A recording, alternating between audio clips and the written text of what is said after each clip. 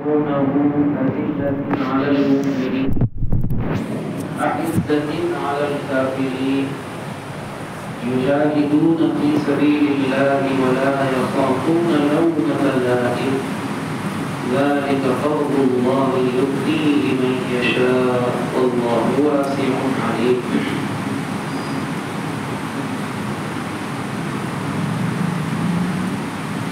ہمارے نبی صلی اللہ علیہ وسلم نے اپنی زندگی میں آنے والے بہت سے حالات کی خبریں بھی دی. ظاہر ہے کہ آنے والے حالات کی یعنی فیوچر کی بھوشیہ کی خبریں اور لوگ بھی دیتے ہیں، آج بھی دیتے ہیں لوگ. آپ ٹی وی پر بھی دیکھتے ہوں گے، اخباروں میں بھی پڑھتے ہوں گے کہ اس ہفتے کے لیے بھوشیہ وانی یہ ہے، 2024 کے لیے بھوشیہ وانی یہ ہے، 25 کے لیے یہ ہے. اس طرح کا سلسلہ اب بھی چلتا. لیکن نبی علیہ السلام کی جو دی ہوئی خبریں ہیں کہ مستقبل میں کیا کیا ہونا ہے، فیوچر میں کیا کیا ہونا ہے، وہ خبریں آپ نے اپنی طرف سے نہیں دی، اس ذات کے بتانے سے دی ہے جو سب کچھ جانتی ہے اور بلکہ جو کرتی ہے یعنی اللہ تعالیٰ. اور یہ جو لوگ خبریں دیتے ہیں، بھوشیہ وانیاں کرتے ہیں، یہ سب اٹکل پٹیوں ہیں، اندازے ہیں، ستاروں کی چالیں ہیں، آپ کی دکھائیں ہیں. ان کی بھوشیہ وانیوں پر تو یقین کرنا ہی جائز نہیں ہے، اس کا ٹھیک ہونا تو بہت دور کی بات ہے. حدیث میں آیا ہے، جناب رسول اللہ صلی اللہ علیہ وسلم نے فرمایا، جو آدمی مستقبل کی خبریں دینے والے یعنی بھوشیہ وانیاں کرنے والے کے پاس آئے، یعنی ذرا میرا ہاتھ دیکھ کر بتا دو، فقد کفر بما انزل علی محمد، تو یہ سمجھ لو کہ اللہ نے حضور کو جو دے کر بھیجا ہے اس نے اس کا انکار کر دیا.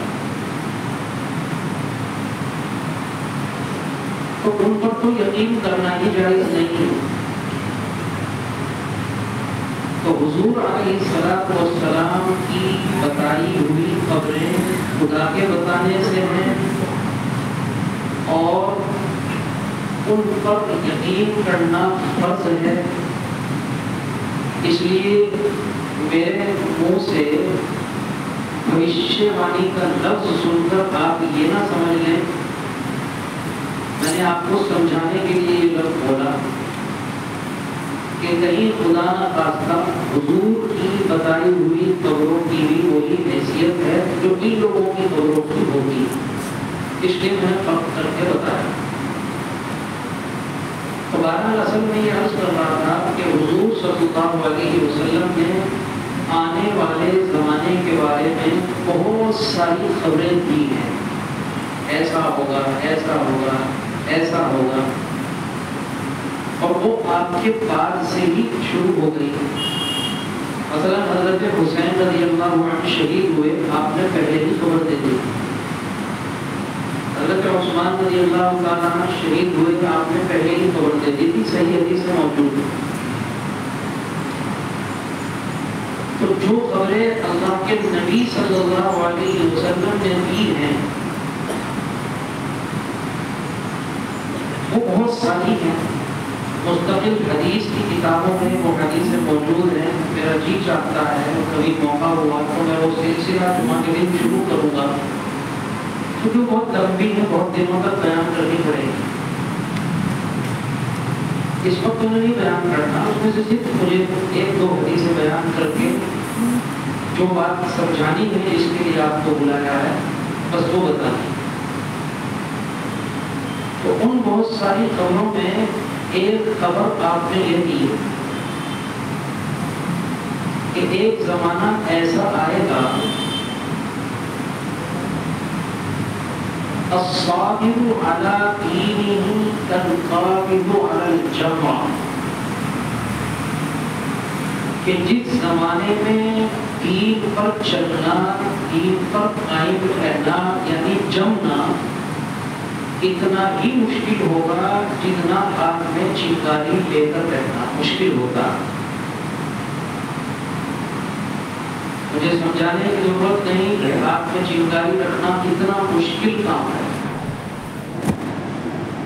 جتنا مشکل کام یہ ہے اس زمانے میں دین پر چلنا اور دین پر چلنا بھی اتنا ہی مشکل ہوگا۔ ایک موقع پر دوسری حدیث، ایک موقع پر آپ نے صحابہ رضی اللہ عنہم سے کہا بادروا بالاعمال، کہ میرے صحابہ جلدی جلدی ایک کام کر لو، اچھے اچھے کام کر لو۔ تکون فتنا قطع اللیل المظلم، اللہ نے جو موقع دے رکھا ہے اس سے فائدہ اٹھا لو، کیونکہ بہت جلد وہ زمانہ آنے والا ہے کہ جس زمانے میں اندھیری رات کے اندھیروں کی طرح فتنے پھیل جائیں گے۔ یعنی جس طرح رات کا اندھیرا جہاں رات ہوتی ہے وہاں کے سارے علاقے کو، ساری چیزوں کو اپنی لپیٹ میں لے لیتا ہے،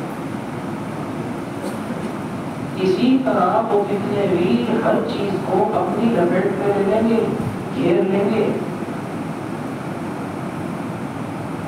اور جو جملہ مجھے سنانا ہے، فرمایا یصبح الرجل مؤمنا ویمسی کافرا، حالات اتنے بھیانک ہو جائیں گے، دین کا معاملہ اتنا مشکل ہو جائے گا کہ ایک آدمی صبح کو تو مسلمان ہوگا، شام ہوتے ہوتے ایمان کا سودا کر چکا ہوگا۔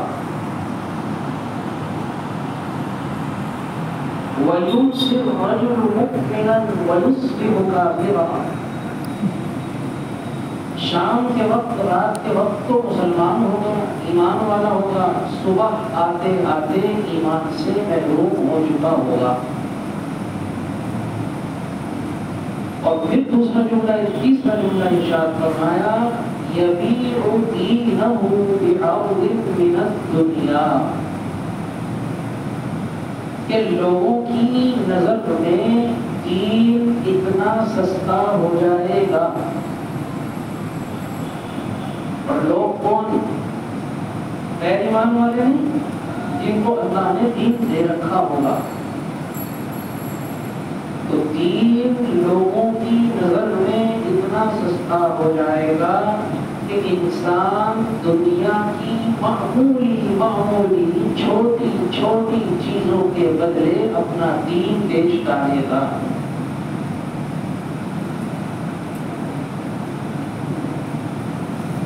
یہ دو حدیثیں سنا کر مجھے یہ سمجھانا اور بتانا ہے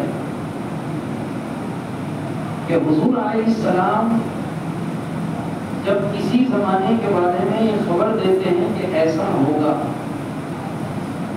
تو یقین کے ساتھ ہوگا تو ضرور، لیکن کب ہوگا، کون سا زمانہ آپ نے مراد لیا، 100% یقین سے ہم یہ نہیں کہہ سکتے کہ جس زمانے کی آپ نے خبر دی وہ یہی 2000 کا ہے، 2005 ہے، 2006 ہے، صاف بات یہ ہم نہیں کہہ سکتے۔ اس لیے میں یہ کہنے کی ضرورت نہیں کر سکتا کہ جس زمانے کی آپ نے خبر دی ہے 100% یہی زمانہ ہے، 100% نہیں کہہ سکتا، لیکن اتنا ضرور کہوں گا اور آپ بھی اس بات کو کہیں گے اور مانیں گے کہ اللہ کے نبی نے جس زمانے کی خبریں ان دو حدیثوں میں دی ہیں ایسا لگتا ہے کہ ہم اس دور میں داخل ہو چکے ہیں۔ اس کو ادھر سے کہیے یعنی وہ زمانہ اور وہ وقت شروع ہو چکا ہے۔ کیا کہتے ہیں آپ؟ لگتا ہے ایسا کہ شروع ہو چکا ہے؟ نہیں ہوا شروع ہو گیا، کوئی کہہ رہا ہے شاید نہیں ہوا، وہ لگتا ہے کہ نہیں ہو چکا ہے۔ کب شروع ہوا؟ 2000 میں ہوا کہ 90 میں ہوا، اس سے بحث نہیں، لیکن میں تو مانتا ہوں حضور علیہ السلام تو یہ فرما رہے ہیں کہ دنیا کے معمولی سامان کے بدلے دین بیچے گا۔ حالات یہ ہیں کہ اب سامان کے بغیر محض فرضی اور جھوٹی عشق و محبت کی خاطر بھی دین بکنے لگا۔ بک رہا ہے کہ نہیں بک رہا ہے؟ دین کا ایمان کا سودا ہو رہا ہے کہ نہیں؟ کچھ نہیں بک رہا ہے، جھوٹی محبت ہے۔ اور میں پوری گارنٹی کے ساتھ اسے جھوٹی کہہ رہا ہوں، اس لیے کہ ایسی محبتوں کے انجام میں بھی دیکھتا ہوں، آپ بھی دیکھتے ہیں۔ جن محبتوں کے انجام یہ ہوں وہ جھوٹی ہی ہوتی ہے۔ تو ایمان اور دین کے تعلق سے اس وقت صورتحال بڑی نازک ہو چکی ہے، اور مصیبت یہ ہے کہ ہمارا مزاج بن گیا کہ ہم اپنے ساتھ ہونے والے ہر کام کا ذمہ دار دوسروں کو ٹھہراتے ہیں۔ کوئی بھی کام ہو، چھوٹا ہو بڑا ہو، پریشانی ہو مشکل ہو، فوراً دوسروں کے کھاتے میں ڈالیں۔ میں اس کا انکار نہیں کرتا کہ دوسرے نہیں کر رہے ہیں، میرا کہنا یہ ہے کہ دوسروں کا تو یہ کام ہے، وہ اپنا کام کر رہے ہیں۔ سوال یہ نہیں ہے، سوال یہ ہے کہ ان کے مقابلے پر ہمارا جو کام ہے ہم وہ کر رہے ہیں کہ نہیں کر رہے ہیں۔ کیا ہم دوسروں سے یہ امید کرتے ہیں کہ وہ ہمارے دین اور ایمان کی حفاظت کریں گے؟ دین اور ایمان اللہ نے مجھے اور آپ کو دیا ہے، تو دین اور ایمان کی حفاظت تو ہمیں خود کرنی پڑے گی۔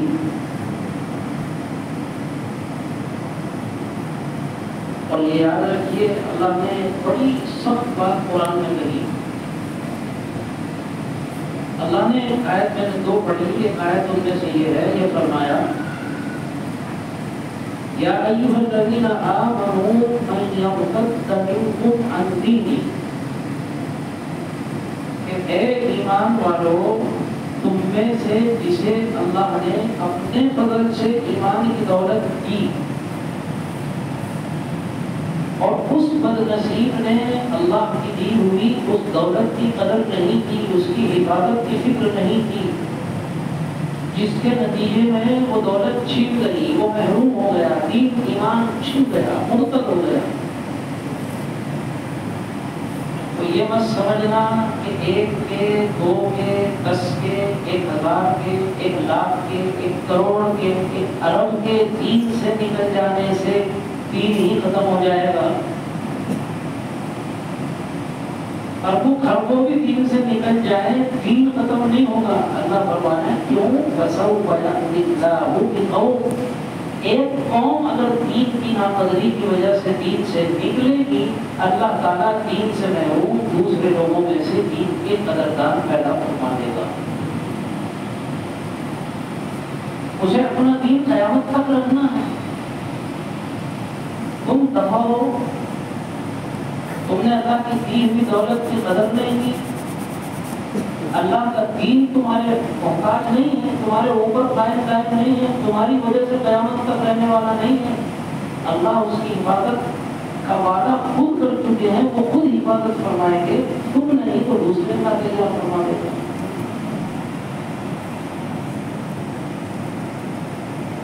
تو اللہ نے دین کی حفاظت کی گارنٹی دی ہے،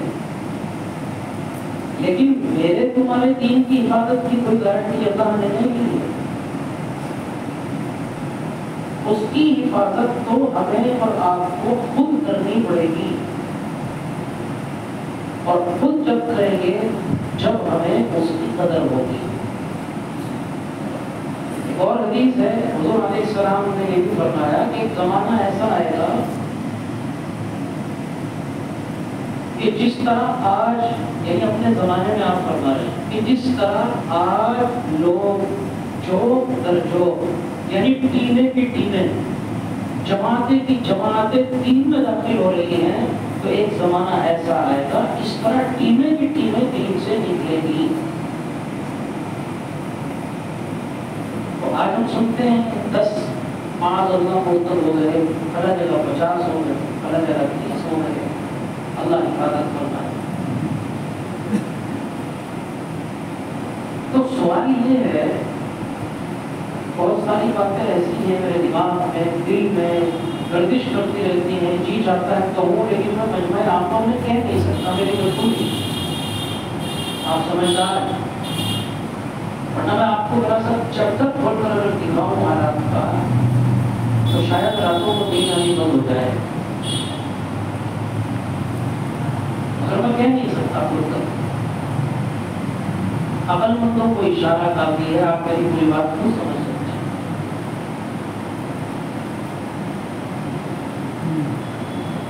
تو صورتحال ایمان کے لیے بڑی نازک ہو چکی ہے۔ یاد رہے کہ جو اللہ کے رسول نے فرما دیا وہ تو ہونا ہے، اسے نہ میں روک سکتا نہ تم روک سکتا، کوئی نہیں روک سکتا، پوری کائنات مل کے نہیں روک سکتی۔ تو آپ نے ایسا فرما دیا، ایسا تو ہوگا، اور آئندہ دنوں میں اور زیادہ ہوگا۔ یہ میں نہیں کہہ رہا ہوں آپ کہو گے آپ مولوی صاحب آپ کیسے کہہ رہے ہیں، میں نے حدیث سنا دی پہلے، حضور نے کہا تو ہوگا، تو اس لیے ہم اسے روک تو نہیں سکتے، لیکن ہم میں سے ہر آدمی یہ تو کر سکتا ہے کہ جو ہوگا ہو رہا ہے، اللہ نہ کرے اس کی زد میں یا میرے بچے میرے پریوار والے نہ آ جائیں، انہیں روکنے کی کوشش تو کر سکتے ہیں۔ یاد رہے کہ اللہ سبحانہ و تعالیٰ کے یہاں انسان سے کوشش کا سوال ہوگا۔ بہت گہری بات بتا رہا ہوں، شیطان جب کوئی کام کرتے اٹھتے ہیں تو شیطان وسوسہ ڈالتا ہے کہ میاں دنیا میں ہو رہا ہے، اتنی بڑی دنیا ہے، اتنے بڑے حالات ہیں، تم کیا کر لو گے؟ تم بدل دو گے دنیا کو؟ اس کا نتیجہ یہ ہوتا ہے کہ آدمی چپ چاپ بیٹھ جاتا ہے، یہ شیطان کا دھوکہ ہے۔ ہم دنیا میں پیش آنے والے یا پیش آ چکے حالات کو یقیناً نہیں بدل سکتے، لیکن جتنی اللہ نے ہمیں ہمت کی ہے، طاقت کی ہے، وسعت کی ہے، اپنے اپنے پیمانے پر انہیں بدلنے کی کوشش تو کر سکتے ہیں۔ اور اللہ تعالیٰ حالات بدلنے کا سوال نہیں فرمائیں گے کیوں نہیں بدلے، اللہ تعالیٰ ہر معاملے میں انسان سے کوشش کا یہ سوال فرمائیں گے کہ میرے دین کے ساتھ یہ ہو رہا تھا، آپ نے کیا کوشش کی؟ میرے احکامات کا یہ مذاق اڑایا جا رہا تھا، آپ نے کیا کوشش کی؟ تو اگر ہم نے کوئی کوشش کی ہوگی، کوئی فکر کی ہوگی تو ہم بچ جائیں گے۔ ہمارے بس میں اتنا تھا، اتنی کوشش ہم نے کی ہے تو ہمارا پیچھا چھوٹ جائے گا، ورنہ اسے لکھ لیجیے کہ ہمارا پیچھا بھی چھوٹنے والا نہیں ہے۔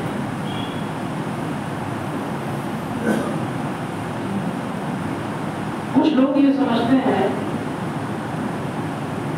کہ ایمان سے نکلنے کا مطلب یہ ہے کہ آدمی اللہ نہ کرے معاذ اللہ کسی بت کی پوجا شروع کر دے، سورج کی پوجا شروع کر دے، آگ کی پوجا شروع کر دے، کھل کے کہتے میں خدا کو نہیں مانتا، میں رسول کو نہیں مانتا۔ بہت غور سے سنیے گا میری بات، اللہ نہ کرے مندر میں جا کے گھنٹا بجانے لگے، سلیب لٹکانے، عیسائی بن جائے، یہودی بن جائے، پنڈت بن جائے، تو زیادہ تر لوگ یہ سمجھتے ہیں کہ وہ ایمان سے نکل گیا، مرتد ہو گیا۔ بالکل صحیح سمجھتے ہیں، یقیناً مرتد ہو گیا، یقیناً ایمان سے نکل گیا، لیکن میں جو سمجھانا چاہتا ہوں اگلی بار، لیکن ایمان سے نکلنے کا مطلب صرف اتنا ہی نہیں ہے۔ میں پھر کہہ رہا ہوں کہ بہت غور سے سمجھیے، انسان نہ کسی بت کو سجدہ کرے، نہ آپ کو اور سورج کو پوجے، نہ گھنٹی اور گھنٹہ بجائے، نہ سلیب کو مانے، نماز پڑھے، تلاوت کرے، درود پڑھے، جماعت میں جائے، داڑھی رکھے، کرتا پاجامہ ٹوپی اوڑھے، انسان ایسا ہونے کے بعد بھی بعض کنڈیشنز ایسی ہیں، بعض حالات ایسے ہیں کہ ایمان سے محروم ہو سکتا ہے۔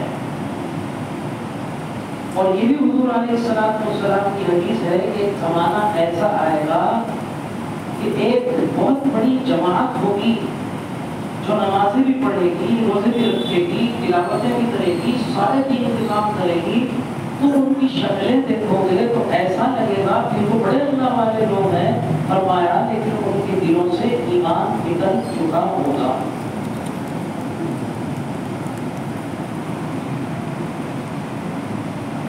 یہ دوسرا والا جو ایمان سے نکلنے کا اسٹیج ہے، یہ اور زیادہ خطرناک ہے، اور خطرناک اس لیے بھی ہے کہ ہم لوگ جانتے ہی کہ ایسا بھی ہو سکتا ہے۔ ایسا کیسے ہوتا ہے؟ تفصیل بہت ہے اس کی، تفصیل میں نہیں جانا۔ آپ دلچسپی لیں گے اور خود سے کہیں گے کہ نہیں اس موضوع پر بات کرتے رہیے تو میں انشاءاللہ ہر مہینے میں 1.5 مہینے میں کرتا رہوں گا، تفصیل بھی سمجھاؤں گا۔ لیکن آج میں نے اپنی ذمہ داری پر آپ سے کہا، کل آپ اپنے شوق سے مجھ سے کہیں گے تو اگلی بات ہوگی۔ تو ایسا کیسے ہو سکتا ہے؟ جب ایک آدمی سارے کام کر رہا ہے تو وہ ایمان سے محروم کیسے؟ اس کی بہت ساری شکلیں ہو سکتی ہیں۔ ایک آدمی سب کچھ کرتا ہے، فار ایگزامپل مثال کے طور پر سب کچھ کرتا ہے، لیکن جناب رسول اللہ صلی اللہ علیہ وسلم کو آخری نبی نہیں مانتا، تو وہ کسی کنڈیشن میں داخل ہے، وہ مسلمان نہیں ہے، وہ ایمان سے نکل چکا ہے۔ آپ کہو کہ ایسے لوگ کہاں ہیں؟ ایسے لوگ بہت ہیں۔ قادیانی، اور اس زمانے میں نیا فتنہ چل رہا ہے، آپ نے سنا ہوگا، اور ہو سکتا ہے کسی نے انٹرنیٹ پر یوٹیوب پر دیکھا ہو، شکیل بن حنیف، کوئی جانتا ہے اس کے بارے میں؟ نوجوانوں نے تو سنا ہے، کسی نے سنا ہو تو بتایا ہمیں، کسی نے نہیں سنا؟ میں ایسے ہی پوچھ رہا ہوں، میں ایسے سوال میں ایسے ہی پوچھ رہا ہوں، کسی نے اس کے بارے میں کچھ پڑھا سنا؟ نہیں سنا؟ انجینئر مرزا، اسے تو سنا ہوگا، اسے سب نے سنا، یہ بھی انہیں لوگوں میں شامل ہے۔ سر تو پکڑی ہے، پاجامہ ماشاء اللہ اس بلڈنگ تک ہے، میں اپنی زبان سے فتویٰ نہیں لگاتا، دارالعلوم سے فتویٰ دے لو کہ وہ مسلمان ہے یا نہیں، تو ہے وہی تو ایسا کیسے ہوگا؟ میں نے اس کی مثال بتائی کہ حضور کو آخری نبی نہ مانے، سارے کام کرے، قرآن پڑھے، نماز پڑھے، وہ مسلمان نہیں ہے۔ آپ کہو کہ اللہ نہ کرے یہاں تو ایسا کوئی نہیں، الحمدللہ یہاں ایسا کوئی پورے شہر میں بھی ہمارے علم میں بظاہر نہیں ہے۔ اب اگلی بات، ایک مسلمان سارے کام کرتا ہے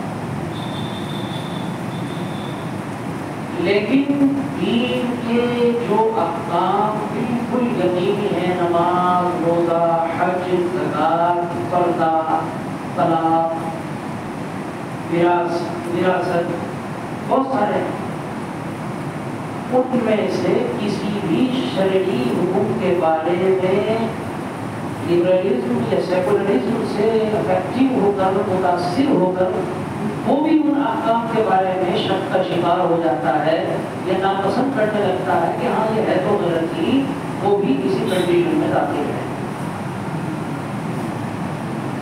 یعنی وہ کچھ بھی کرتا رہے، وہ مومن نہیں رہا، اس نے اللہ کے حکم پر شک کر لیا۔ اسی لیے میں بار بار لوگوں کو سمجھاتا ہوں کہ اگر اللہ نہ کرے ہم کسی بات پر عمل نہیں کر رہے ہیں، ہم داڑھی نہیں رکھ رہے ہیں، اللہ ہمیں توفیق دے۔ آمین نہیں کہا سب نے، خوشی نہیں کہا۔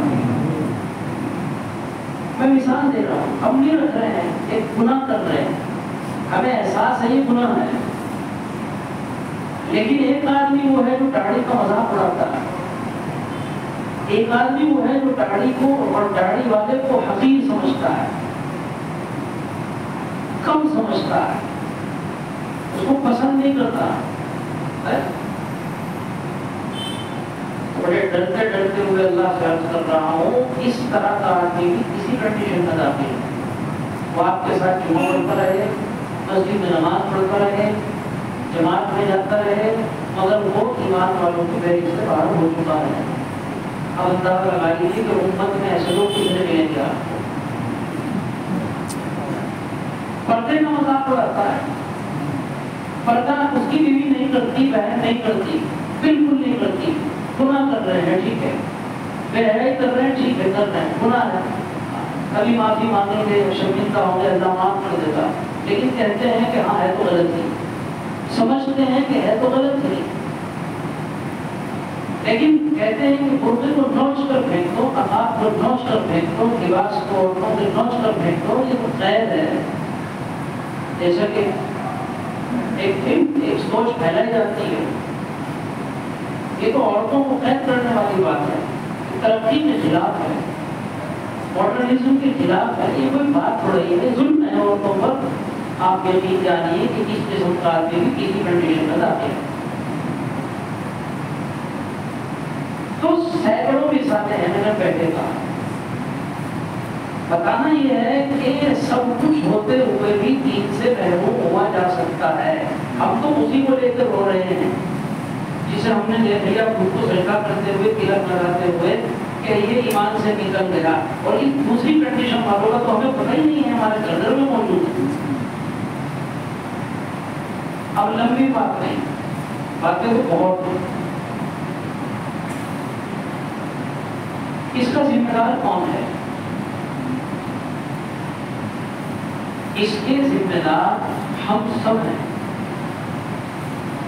اگر میں نماز پڑھ رہا ہوں، میں دین سے جڑا ہوا ہوں، علماء کے پاس جاتا ہوں، علماء سے میرا تعلق بھی ہے، لیکن مجھے اپنے بچوں کے ایمان کی فکر بالکل نہیں.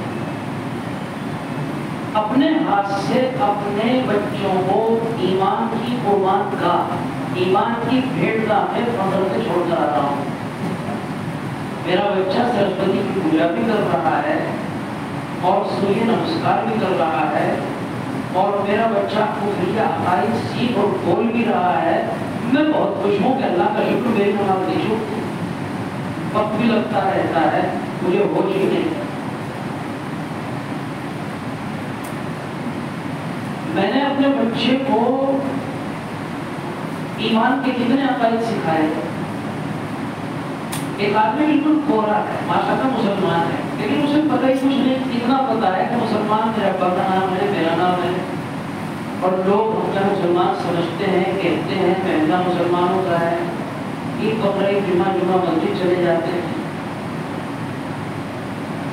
وہ، لیکن اس سے آگے اسے کچھ نہیں پتا. وہ معصوم ہے، بچہ ہے. اب وہ غیر ماحول میں چلا گیا، وہاں اسے شرک سکھایا جا رہا ہے. تو اگر اس بچے کو میں نے یہ بتایا ہوتا کہ بیٹا شرک کیا ہے اور شرک کرنا کیسی خطرناک چیز ہے، تو جب میرے بچے سے یہ کہا جاتا کہ شرک کرو، شرک سکھایا جاتا، تو مجھے اللہ کی بات سے امید تھی کہ میرا بچہ اسے نہ کرتا. اور اگر مجبوری میں کر بھی لیتا تو میرے بچے کے دل میں یہ بات ہوتی کہ نہیں، میرے امی نے یہ سکھایا، میرے ابو نے یہ سکھایا، یہ غلط ہے، اور یہاں میری پٹائی نہ ہو جائے اس لیے میں کر رہا ہوں. وہ یہ نہیں جاتی اس کنڈیشن میں بھی ایمان بچ جاتا.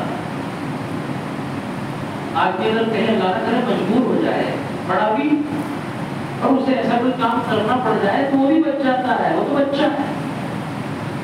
لیکن ہمیں پتہ ہی نہیں چل رہا ہے، اس کے ذہن و دماغ میں یہی بیٹھایا جا رہا ہے، لبرلزم بٹھایا جا رہا ہے، ماڈرنزم بٹھایا جا رہا ہے، خوب شرک بنا جا رہا ہے. ہمیں ہوش ہی نہیں ہے. نتیجہ اس کا کیا ہو رہا ہے کہ میرے اور آپ کے بچوں کو اسلام کے بنیادی عقیدوں کا بھی پتہ نہیں ہے. اس کو توحید کے خلاف کوئی بات بتائی جائے وہ ایکسپٹ کر لیتا ہے. اسے سیرت حضور کے خلاف کوئی بات بتائی جائے وہ سمجھتا ہے ہوتا ہوگا ایسا، وہ مان لیتا ہے، اور اس نے مانا اور وہ والد ہے، اس کا ایمان تو ہوگا. آپ سمجھتے رہو میرا بچہ. تو جو کوشش ایمان لوٹنے کی ہو رہی ہے اس کے مقابلے ایمان بچانے کی کوئی کوشش بظاہر نہیں ہو رہی، بہت تھوڑی ہو رہی ہے. ایسا تو نہیں کہ بالکل نہیں ہو رہی ہے، لیکن بہت تھوڑی ہو رہی ہے. اور کتنی تقریریں کر لو، اس کو گمبھیرتا سے، سنجیدگی سے انسان لے ہی نہیں رہا. اس مجمع میں سے بھی بہت سے ہیں، تقریر سنیں گے تو ایک آدھ گھنٹہ چرچا کریں گے اور کل سے پھر بھول جائیں گے مجھے بولا ہے. عمل کے لیے قدم اٹھانے والے اللہ توفیق تو سب کو دے، لیکن شاید کوئی ایک بات اس میں سے نکلے. میں بدگمانی نہیں کر رہا ہوں، میں حالات کی روشنی میں کہنے پر مجبور ہوں. تو اب سوچنے کا، یہ کمنٹ کرنے کا وقت نہیں رہا. بہت صاف بات یہ ہے کہ ہماری تو جیسی تیسی گزر رہی ہے. مسئلہ اب ہمارے بچوں کے ایمان کا ہے. اور صورتحال یہ ہے، اس ملک میں کنڈیشن یہ ہے کہ ویسے تو بہت کچھ ہم کھو چکے ہیں، لیکن اگر اس وقت بھی ہم بیدار نہ ہوئے تو اگلے 10 سے 5 سالوں میں الامان والحدیث ڈرتے ڈرتے ہوئے اللہ کے گھر میں بیٹھ کے کہہ رہا ہوں، جو نسل ہمارے گھروں سے نکلنے والی ہے وہ ہماری نسل رہنے والی نہیں. یہ آپ بھول جائیے. بالکل کنڈیشن یہ، میں نے آپ کو شروع میں کہا کہ میں حالات کھل کے بتا نہیں سکتا. تو خدا کے واسطے ان بچوں کے ایمان کو بچانے کے لیے جاگ چاہیے، بیدار ہو جائیے، اٹھ جائیے، نیند کو چھوڑ دیجیے. دنیا سے تو ایک دن جانا ہے. اگر اللہ نہ کرے ایمان چلا گیا تو پھر بربادی ہی بربادی کا زمانہ آنے والا. کوئی بچانے والا نہیں ملنے والا. بچانے والی چیز صرف ایمان اور اعمال ہے. اس پر یقین ہے کہ نہیں ہے؟ جب یقین ہے تو ایمان کی فکر کریں. جسے یقین نہیں ہے آخرت پر، جو آخرت کو نہیں مانتا، عذاب کو نہیں مانتا، وہ کچھ بھی کرے. لیکن ہم تو مانتے ہیں. ہم نے تو مان رکھا ہے مسلمان ہیں، جنت میں جانا طے ہے، یقیناً طے ہے. حدیث میں آیا من قال لا الہ الا اللہ دخل الجنہ. جو آدمی کلمہ لا الہ الا اللہ پر یقین رکھتا ہو، اسی یقین پر مر جائے. ایک حدیث میں ہے وہ ماتا، جو اس یقین پر مر جائے دخل الجنہ، وہ جنت میں داخل ہوگا. حدیث یہ نہیں کہہ رہی جو اس یقین پر رہا اس نے کر لیا اور باقی رہا نہیں رہا تو بھی جنت میں. جو اس یقین پر مرا، ایمان پر مرا، وہ جنتی ہے. اور جو کفر پر مرا، ایمان سے محروم ہو کر مرا، وہ ہمیشہ جہنم میں جانے والا ہے.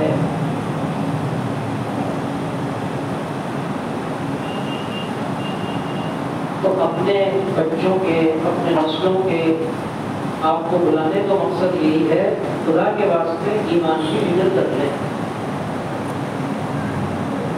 اور اس فکر کرنے کا آسان طریقہ کہ کم سے کم کوئی بھی انتظام کریں. میں یہ نہیں کہتا آپ مدرسے میں بھیجیں، میں یہ بھی نہیں کہتا آپ جماعت میں بھیجیں، میں کچھ نہیں کہتا. کوئی تجویز، کوئی رائے آپ کو نہیں دیتا. جو آپ کر سکتے ہو، جو طریقہ آپ کو اچھا لگے، آپ کے لیے آسان ہو، خدا کے واسطے کسی بھی طرح ان بچوں کے عقیدوں کو مضبوط کر دیجیے. انہیں اس قابل بنا دیجیے کہ جب شرک ان سے ٹکرائے تو ان کا ڈیفینس، سیلف ڈیفینس، خود حفاظت، اپنی رکشا اتنی مضبوط ہو کہ کفر شرک ٹکرا کر ٹوٹ جائے، ان کے اندر داخل نہ ہو سکے. اتنا انہیں مضبوط کر دیجیے. اپنی بھی فکر کر لیجیے اور اپنے سے زیادہ ان کی بھی فکر کر لیجیے. تو انہیں سکھائیے. مسجد امام ہوتے ہیں، مسجد علماء ہیں، ائمہ ہیں، مکتب ہیں، بہت سارے کام ہیں جو کیے جا سکتے ہیں. میں نے کہا میں کچھ نہیں کہتا، کسی بھی طرح کریے. اسے اپنا زندگی کا سب سے امپورٹنٹ، موسٹ امپورٹنٹ اس کو کہتے ہیں، سب سے اہم مقصد بنا لیجیے. جب اہم مقصد بنا لیں گے تو راستے بھی اللہ تعالیٰ خود پیدا فرما دے گا. اب دو طرح کے لوگ، اب میں خلاصے کی طرف آ رہا ہوں، زیادہ وقت اپنا نہیں دیتا. یہ نہ سمجھیے میں کسی کا ایڈورٹائز کر رہا ہوں، اللہ جانتا، کسی کا ایڈورٹائز نہیں. ہم جہاں تک ہماری گنجائش ہے ہم کچھ کر سکتے ہیں. میں نے پہلے بھی کہا ہم وہاں تک کرنے کے پابند ہیں. اپنے لیے تو ہر آدمی ذمہ دار ہے، خود ذمہ دار ہے اپنے بچوں کا، اپنے گھر کا. دوسرا ذمہ دار ہے وہاں تک کا جہاں تک کہ اس کی پاور ہو. میں بالکل امریکہ میں جا کے کچھ نہیں کر سکتا. میں بالکل امریکہ کو بہت دور کہہ دیا میں نے کہ بجنور میں جا کر کوئی محنت نہیں کر سکتا، مجھ میں پاور نہیں. میں پورے شہر کے پور میں کچھ نہیں کر سکتا، میری استطاعت سے، میری طاقت سے باہر ہے. میں جس محلے میں رہتا ہوں اس محلے کے لیے کر سکتا ہوں، اس محلے کے لیے ہی مجھے کوشش کرنی ضروری ہو. تو اب ہم نے جب حالات سنے غور کیا کہ ہم اللہ کے دین کے لیے اور اپنے مسلمان بھائیوں کا، بچوں کا، بچیوں کا دین بچانے کے لیے کیا کر سکتے ہیں. تقریر تو ہم کرتے ہیں کہ میں مدرسے بھیجو، جماعت میں بھیجو، وہ لوگ کے ساتھ یہی تو محنت کر رہے ہیں. اس میں کتنے لوگ جڑتے ہیں؟ کچھ لوگ وہ ہیں جنہیں نہ مدرسے جانا نہ جماعت میں جانا ہی نہیں ہے. غلطی ہم سے یہ ہو رہی ہے کہ مدرسے والوں نے بھی انہیں چھوڑ دیا، یہ نہیں آتے دفعہ کرو. جماعت والوں نے بھی انہیں چھوڑ دیا، یہ غلطی ہے. ہمیں کوشش یہ کرنی ہے، ہمیں چھوڑنا نہیں. اگر کوئی ان دو راستوں سے نہیں کرتا تو ہمیں کوئی ایسا راستہ چننا ہے کہ ان سے نہیں جڑتا، نہ جڑے، لیکن کم سے کم اس کو دین کا اور دین کے عقائد کا علم ہو، وہ دین اور عقیدے سیکھ تو لے. کوئی بھی کوشش. تو غور کیا، غور کرنے سے یہ بات سمجھ میں آئی کہ جنہیں آنا نہیں ہے پہلے انہیں اس قابل بنا دو کہ وہ آنے کا شوق ان میں پیدا ہو جائے، جماعت میں جانے کا شوق پیدا ہو جائے، اس قابل تو کر دو انہیں. دوبارہ غور و فکر سے یہ بات سمجھ میں آئی کہ سوشل میڈیا کا دور ہے. صرف اپنے شہر کے استر پر بلکہ محلے کے استر پر شروعات کی گئی تھی، اب تھوڑی بڑھ گئی ہے. خاص طور سے لڑکیاں اور خاص طور سے ان میں بھی اسکول کالج جانے والے کہ انہیں گھر بیٹھے دین سکھانے کا کوئی انتظام کیا جائے، ضروری دین. تو اس کا انتظام کیا گیا، ایک گروپ بنایا گیا، کوشش کی گئی اس گروپ میں زیادہ سے زیادہ بچے بچیاں جڑے. لیکن کوئی پھر بات نہ جڑے، کوشش کر رہے ہیں، 2 جڑے کوئی بات نہیں. 2 کو سکھا دیا ہم نے، 1 کو سکھا دیا، پوری زندگی ختم ہو گئی ان کی. اللہ کو کہہ تو دیکھے. لیکن بہرحال جب کوئی کام ہو رہا ہے تو کوشش بھی ہو اس کو بڑھانے کی. اس گروپ میں دین کی بیسک معلومات، یعنی جس سے مسلمان بنے رہنا ضروری ہے، جس معلومات کی بنیاد پر مسلمان رہتا ہے، یا جس کے خلاف کرنے سے شرک ہو جاتا ہے، اس کے خلاف کوئی بات آئے تو وہ جان لے کہ بھائی نہیں یہ تو ایمان کے خلاف. اس طرح کی بنیادی باتیں ان کو گھر بیٹھے گروپ کے ذریعے بھیجنے کا سلسلہ شروع ہوا. اب وہ اس کو پڑھیں، چونکہ گروپ میں جڑ گیا، بھیج دیا، نہیں پڑھتا میں کیا کر لوں گا. یہاں تک بھی کوئی بات نہیں ہے، اللہ کو کہہ دیں ہم نے تو بھیج دیا، نہیں پڑھتا میں کیا کروں. لیکن ہمت نہیں ہارنی چاہیے انسان کو. کوشش کی گئی کہ اسے پڑھیں، اس کا کیا راستہ ہو. تو غور و فکر سے یہ بات سمجھ میں آئی کہ جو کچھ پڑھیں 6 مہینے 5 مہینے 4 مہینے تھوڑا سا لالچ سے کام لیا جائے. تو یہ اعلان کرایا گیا کہ ہر 5 مہینے 6 مہینے 8 مہینے 1 سال میں جو ہم تمہیں 2 مہینے 3 مہینے تک پڑھوائیں گے اس کا ایک مقابلہ کریں گے. اس مقابلے میں جو اول 2 آئے گا اس کو اتنا بڑا انعام دیں گے. تو اللہ کا فضل ہے، اس کام کے نتیجے اچھے آنے شروع ہو گئے ہیں. ہمارے پاس اس کا بھی ڈاٹا موجود ہے، اللہ کا شکر ہے. کئی بچے بچیوں نے اپنی پٹری بدلی، مانا اس بات کو کہ ہم بہت بڑی غلطی کرتے ہیں، ہمیں پتہ ہی نہیں تھا، پتہ چلا. یہ اللہ کا احسان اور کام کرنے والوں کا اخلاص، اللہ نے اور اخلاص دے. اور آپ کو تعجب ہوگا کہ ایک کام کرنے والا میں نہیں ہوں، کبھی آپ سمجھو میں کر رہا ہوں. میں تو اللہ مجھے معاف کر دے بڑا سست اور یہ جو کہہ لیجیے تو میں کچھ نوجوان ہی بچے ہیں جو اپنی جیب سے خرچے کر کے کام کر رہے تھے. اور ایسا بھی نہیں، بہت صاف بات کہ وہ بچے کو بہت دیندار ہیں. لیکن دین کے فکر مند ہے، الحمدللہ ان کا ایمان مضبوط ہے، عمل کمزور ہو سکتا ہے. تو یہ سلسلہ چل رہا ہے. تو اسی سلسلے میں دراصل جمع کرنا مقصد تھا. میں نے ایک بار پہلے 15 شعبان کو بھی یہ بات کہی تھی، اسی لیے آپ کو جمع کیا گیا کہ اسے، اور میرے کہنے کا مطلب یہ نہیں آپ اسی سے جڑوائیں. میں نے پہلے ہی کہہ دیا کہ کوئی طریقہ میں نہیں بتا رہا ہوں، آپ خود طے کر لیجئے، لیکن ایمان بچانے کی فکر کر لیجئے. ایک طریقہ یہ بھی ہے، مدرسے کا ہے، جماعت کا ہے، وہ بھی میں اس پر بھی آتا ہوں.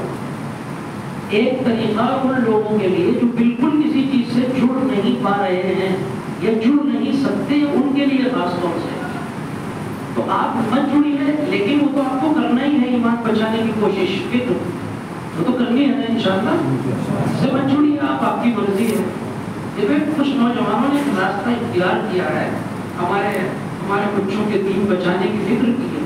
اللہ نے اجر دے اس کا، صرف بتا رہے ہیں کہ طریقہ ہے. تو اس سے بچے بچیاں جڑے، ان کو گھر بیٹھے دین کی بنیادی معلومات ہوں گی. وہ مقابلے میں حصہ لے نہ لیں، وہ بھی ان کی مرضی ہوتی ہے، لیکن پڑھیں. آپ کم سے کم نگرانی کریں کہ وہ پڑھتے ہیں یا نہیں، اس پر مذاکرے کریں گھر میں کہ بیٹا جو پڑھا، بیٹی جو پڑھا وہ مجھے بھی سمجھا، میں تو ان پڑھ ہوں، یہ پڑھنا نہیں جانتا یا مجھے پتہ نہیں ہے دین کی کیا معلومات آ رہی ہیں. تو اس طرح وہ پڑھے گا، آپ کو بھی پتہ چلے گا، آپ کا میرا ایمان بھی مضبوط ہو، ہے نا. تو یہ سلسلہ چل رہا تھا شکر شہر میں، اور میرے خیال سے 400 کے قریب لڑکیاں مجھ سے جڑی ہوئی ہیں. سب بڑی اچھی بڑی بچیاں ہیں. لڑکے بھی جڑے ہوئے ہیں، لڑکے الگ ہیں، لڑکیاں الگ ہیں، کوئی جوڑ ہوتا نہیں. اس پر کوئی میسیج کی کسی طرح کی کوئی گنجائش نہیں ہے. ظاہر ہے اس طرح کا کوئی اللہ نہ کرے بےہودگی کا خطرہ ہوتا تو میں یہاں بیٹھ کے اس کے بارے میں بات نہیں کرتا. آپ سمجھ لیتے ہیں، کوئی مسئلہ نہیں. وہ الگ ہے، وہ الگ ہے، سسٹم پورا الگ ہے. کسی طرح کا کوئی میسیج بھی اس میں کوئی نہیں کر سکتا. صاحب ہے وہ بھیجتے ہیں، مجھے بتاتے ہیں کہ یہ مٹیریل ہے، وہ بچے پڑھتے ہیں. بہرحال یہ سلسلہ چل رہا ہے. اگر آپ کو سمجھ میں آئے، اچھا لگے، تو آپ اپنی بہنوں کو، اپنی بچیوں کو، بیٹیوں کو اس سے جوڑیں. یہ بھی ایک اچھا طریقہ ہے، اور نوجوان بچے بھی اس سے جڑے.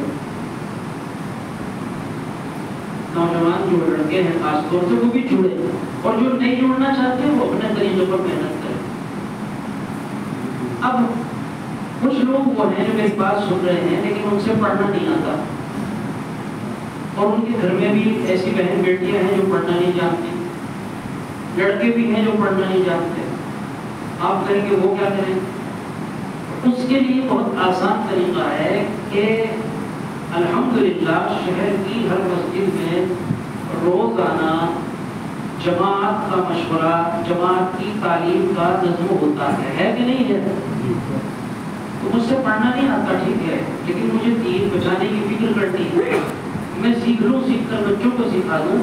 تو اس جماعت کا جو عمل جس مسجد میں تعلیم کا ہے، مشورے کا ہے، آپ اس سے جڑیے. 24 گھنٹے میں 10 منٹ 15 منٹ کا وہ عمل ہوتا ہے، اس میں جڑیے. جو وہاں کے ساتھی ہوتے ہیں وہ ایک ایک دو کر کے آپ کو سکھائیں گے انشاءاللہ. وہ سکھاتے ہیں بیچارے، ایک کام تو ہے ان کا. تو اب آپ کو پڑھنا آنے کی بھی ضرورت نہیں ہے، بس زبانی بتائیں کہ ایک بات روزانہ ایک عقیدہ سیکھیے، 2 سیکھیے، کبھی کسی عالم مولوی سے مل لیجیے، نہیں تو ان کے کام سے جڑیے. آپ دن میں آپ کچھ بھی کریں، لیکن اس کو اپنا مقصد بنا لیجیے کہ انشاءاللہ مجھے جماعت والے اس عمل میں جڑنا ہے. 10 منٹ کے لیے تعلیم میں جڑنا ہے. جڑیں گے؟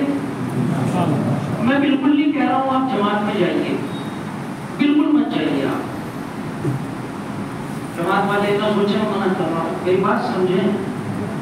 آپ عقیدہ آ کر ان سے سیکھیے. جب آپ عقیدہ سیکھ لیں گے اور وہ آپ کے دل میں دین ایمان کی محبت ڈالنے میں کامیاب ہو جائیں گے، تو مجھے امید ہے اللہ کی ذات سے آپ خود کہیں گے کہ جی یہ تو ہم تھوڑا تھوڑا سیکھتے ہیں، ہمیں جماعت میں بھیجو، ہم زیادہ سیکھنا چاہتے ہیں. مجھے اللہ سے امید ہے. پہلے دن میں نہیں کہتا آپ جماعت میں جائیے، تعلیم سے جڑ جائیے. لوگ جو غیر پڑھے لکھے لوگ، یہ کوئی مشکل کام ہے؟ اب بتائیے اس کے لیے کون کون تیار ہے؟ سب تیار ہونے چاہیے. جو جامع مسجد کے حلقے کے لوگ ہیں وہ یہاں کی تعلیم سے جڑے ہیں. یہاں تعلیم مغرب کے بعد بھی ہوتی ہے, عشاء کے بعد بھی ہوتی ہے. انشاءاللہ ہمارے بھائی ہیں یہاں, طاہر بھائی, الیاس بھائی, اسلم بھائی, ہم بھی رہتے ہیں. ہم آپ کو ایک عقیدہ, 2 عقیدے, 3 عقیدے روز سکھائیں گے, وہ سکھائیں گے, آپ سکھائیں گے, ہم پہلی بار انشاءاللہ. اور جو دوسرے حلقوں کا ہے وہ اپنی مسجد میں لڑے, ٹھیک ہے, جڑیں گے انشاءاللہ, فکر کر کے, اور سیکھ کے پھر ان پڑھ گھر والوں کو سکھائیں. اور جو پڑھے لکھے ہیں ان کے لیے میں نے ایک راستہ آپ کو بتا دیا.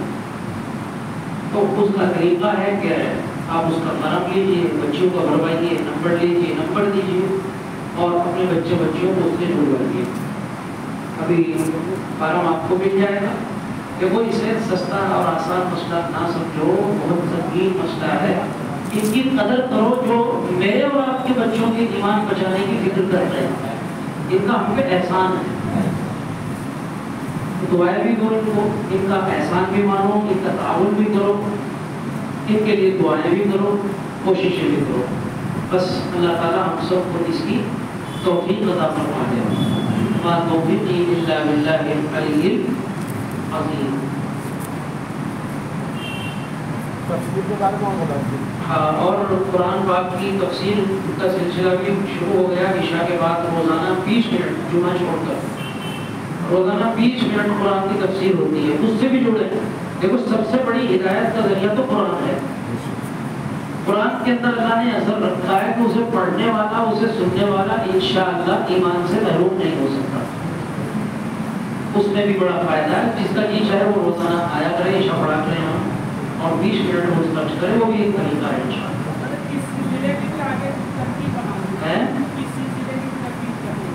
اس کی